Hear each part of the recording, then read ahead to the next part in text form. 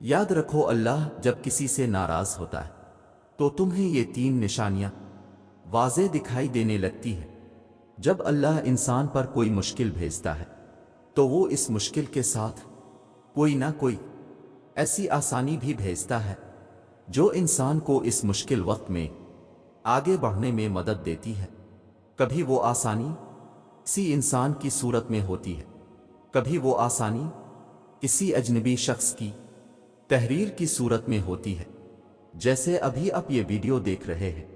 میں اسے اب تک نہیں لا سکتا تھا، اسے اب تک پہنچانے والا اللہ ہے، کیونکہ میں نہیں جانتا کہ آپ کن حالات سے گزر رہے ہیں، لیکن اللہ جانتا ہے اور وہ اپنے بندوں کو کبھی بھی اکیلا نہیں چھوڑتا۔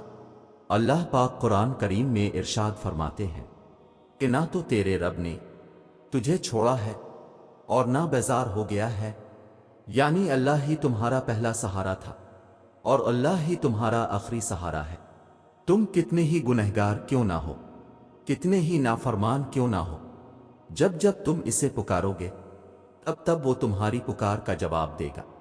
وہ تم سے ناراض نہیں ہے، نہ ہی اس نے تمہیں تنہا چھوڑا ہے، نہ وہ تم سے ناخوش ہے، بلکہ وہ تو تمہارے انتظار میں ہے کہ کب تم اس کی طرف لوٹ آؤ اور وہ تمہیں معاف کر دے۔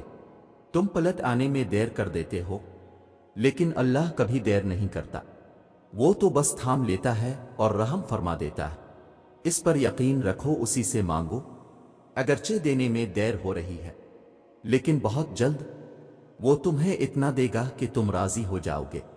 اللہ تعالیٰ قرآن کریم میں فرماتے ہیں کہ وہ صبر کرنے والوں کے ساتھ ہے، کہ وہ صبر کرنے والوں سے محبت کرتے ہیں۔ لوگ پوچھتے ہیں کہ درد میں سکون کیسے ہو سکتا ہے؟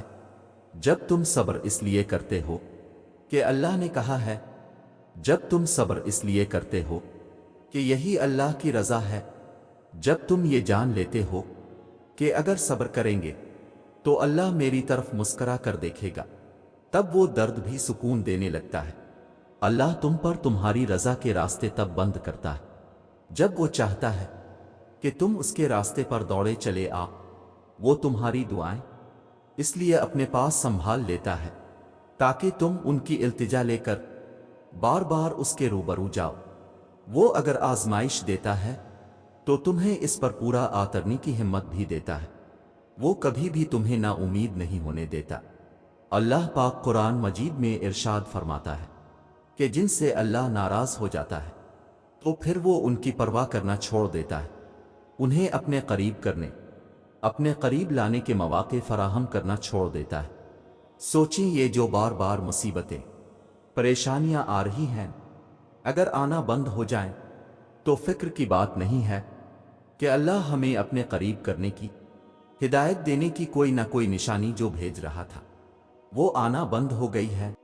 پریشانیاں اور مصیبتیں آنا خطرے کی بات نہیں ہے، ان میں بہت کچھ چھپا ہوتا ہے، کوئی سبق، کوئی نشانی، کوئی راز۔ خطرے کی بات تو یہ ہے کہ اللہ اب سے تعلق توڑ لے، خطرے کی بات تو یہ ہے کہ وہ آپ کو دنیا میں گم ہونے دے، خطرے کی بات تو یہ ہے کہ کبھی کوئی پریشانی ہی نہ آئے اور یوں بالآخر آپ اللہ سے تعلق کو اہم ہی نہ سمجھی۔ خطرے کی بات تو یہ ہے کہ آپ اپنے حقیقی وجود، اپنی روح کو بھول بیٹھیں اور اس کی نشوونما کی پرواہ کرنا چھوڑ دیں۔ خطرے کی بات تو یہ ہے روح سے اس کا سب سے اہم تعلق چھین لیں، اللہ سے جڑے رہنے کا تعلق، اور آپ کو علم بھی نہ ہو